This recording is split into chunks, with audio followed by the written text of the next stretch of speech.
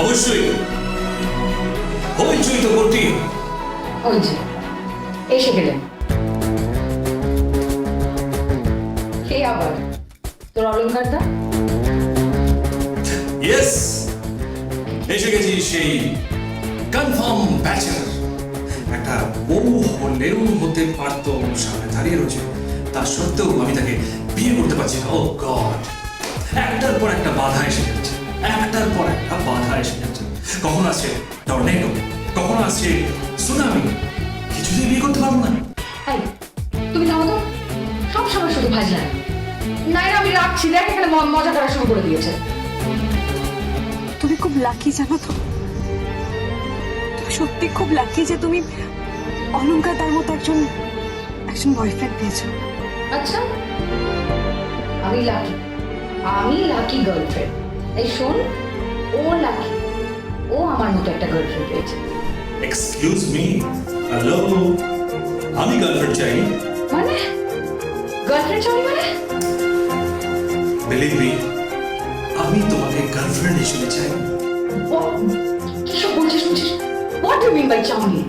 এতদিন ধরে আমরা কি করছি তাহলে? আমি ফিলিং করে যাচ্ছি বিয়ে করার জন্য। I don't want any girlfriend, I want a wife. আমি বউ চাই, বিবি চাই, বিবি, ইউ নো। কেন? শোনিতা, ট্রাই টু আন্ডারস্ট্যান্ড। গার্লফ্রেন্ডের লাইসেন্স পাওয়া যাচ্ছে না, জমিয়ে আদর করে। আস্তে, কি সব উল্টোপাল্টা কথা শুরু? এই নাইরা আমি রাখছি। তোমরা খুব সুইট কাপল। আচ্ছা তোমরা মজা করো, আমি রাখছি। হ্যাঁ,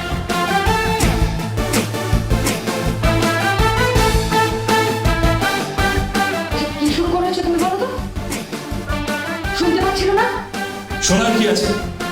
গার্লফ্রেন্ডের সাথে লাইসেন্স পাচ্ছি না, প্রেম করতে পারছি না, ভালোবাসতে পারছি না, আদর করতে পারছি না।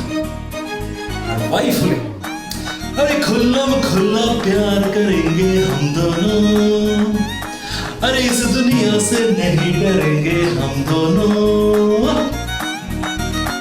বুঝে গেছি।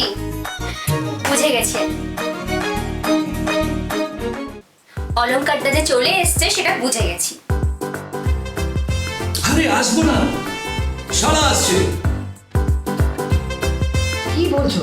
আই মিন আমার হবু শালা আসছে, রুদ্রিক আসছে, তাই আমি এসেছি। আচ্ছা অলঙ্কারটা, তুমি রাতে খেয়ে যাবে তো? নো, কেন? আমি এই বাড়িতে সেদিনকেই খাবো, কি? যেদিন আমাকে এই বাড়িতে ডেকে জামাই হিসেবে খাওয়ানো হবে। Of course with licence. মোটা একটা সিঁদুর থাকবে শোনিতা স্মৃতিতে। সত্যি অলঙ্কারটা তুমি পারো বটে। সারাক্ষণ আমার দিভাইটাকে এরকম লেকপুল করে যাচ্ছ। হ্যাঁ, সারাটাক্ষণ আমার লেগ পুল করে। লঘু গুরু কোনো জ্ঞান নেই না তোমার? সত্যি ছেলে একটা। আরে সব কটা রোমান্টিক ডায়লগ বলছে, সব কটা সুপার হিট, সব থেকে রোমান্টিক ডায়লগ। হ্যাঁ, মানে কোনটা?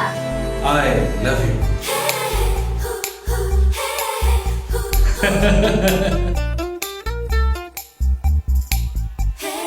অলঙ্কার, তুমি এসে গেছো? হ্যাঁ। ভালো করেছো এসেছো। কেন? আর তুমি এলে পরিবেশটা তো একটু হালকা হয়। একটু পরে যে কি হবে কে জানে। কি করবে মো? আরে বুঝতে পারছিস না, একটু পরেই রুদ্রিক আসবে আর সঙ্গে ওই মেয়েটাও আসবে। মেয়েটা কি উদ্দেশ্য নিয়ে আসছে কে জানে।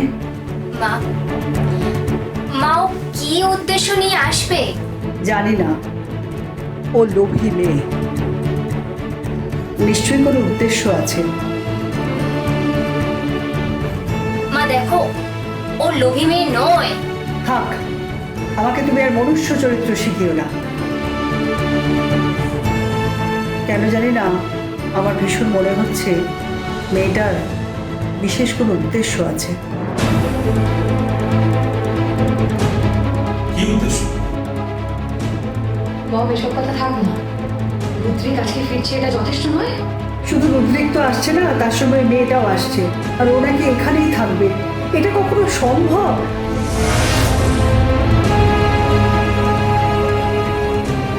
হ্যাঁ, থাকবে।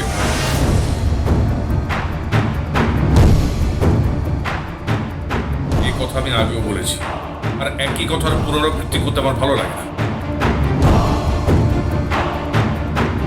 যতক্ষণ পরিণীতা মুখার্জি সুস্থ থাকবেন, ওই বাড়িতেই থাকবে। আর যখন নায়রার বিয়ে হবে, তখনও যদি ওই পরিণীতা মুখার্জি বেঁচে থাকেন, অক্সিজেন সিলিন্ডার যদি তখন না লাগেও না, এই পৃথিবী থেকে যদি উনি বুক ভরে নিঃশ্বাস প্রশ্বাস নিতে পারেন, তখন তখন কি হবে?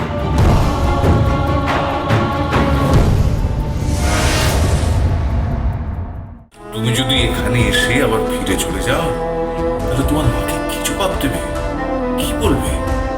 বলবে যে যে এই বিয়েটা মিথ্যে ছিল। তাহলে কি তোমার মা বাঁচবেন? বলো। আমি অপেক্ষা করছি, তুমি চিন্তা করো না। একমাত্র তুমি পারো আমার ছেলেকে মানুষ করতে। দেখো মা, আমার ছেলেকে আমার কাছে ফিরিয়ে দাও। একজন কর্তব্যপরায়ণ সৎ সন্তান হিসেবে তুমি ওকে তার পিতার কাছে ফিরিয়ে দাও। তোমার কাছে আমার এইটুকু প্রার্থনা।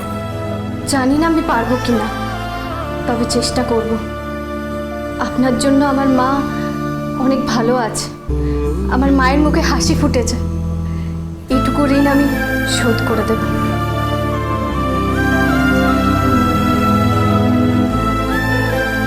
এই কিসের ঋণের কথা হচ্ছে? কিসব প্ল্যান করছো তুমি? কিছু না, চলুন মাকে প্রণাম করে আমরা বেরিয়ে যাব। হ্যাঁ, বেরোবো তো।